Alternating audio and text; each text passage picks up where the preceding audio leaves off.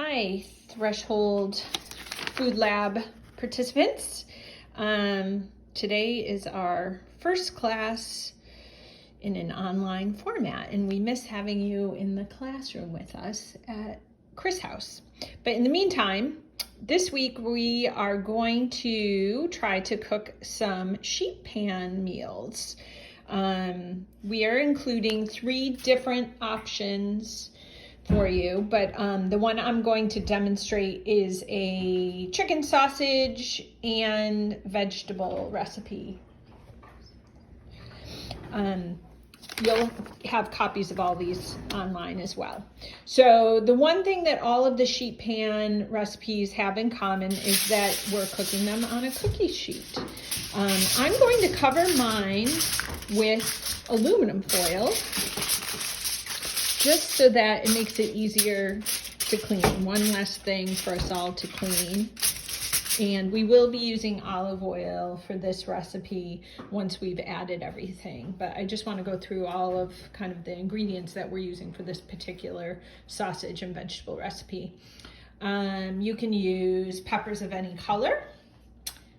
This recipe takes broccoli. If you hate broccoli, you could use something like asparagus or green beans or Brussels sprouts, anything along those lines. This recipe also calls for sweet potatoes, but if you'd rather use regular potatoes, that's an option as well. Or you could use carrots if that sounds good to you. I'm planning to add some onion to mine. You could also throw some cherry tomatoes or grape tomatoes in yours as well. And then finally, I'm using apple chicken sausage, but you could use any kind of sausage you would like or any flavor.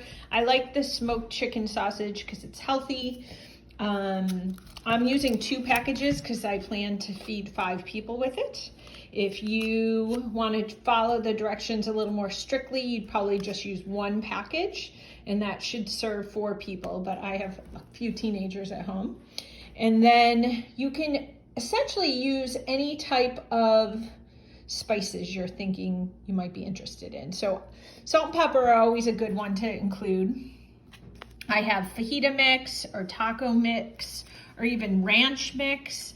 And then I found this cool thing today that I thought might come in handy. It has gourmet salt and all these other types of southern style spices. I think I might use the garlic, pepper, and herb.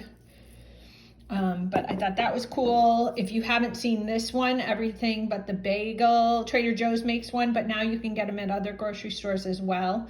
This is wonderful on a lot of things. This is another family fave, buffalo sauce seasoning. And then of course, garlic. Just so that I don't have to keep fresh garlic on hand, I usually keep the chopped in a jar in my refrigerator. So we'll get started in a sec. All right, thanks.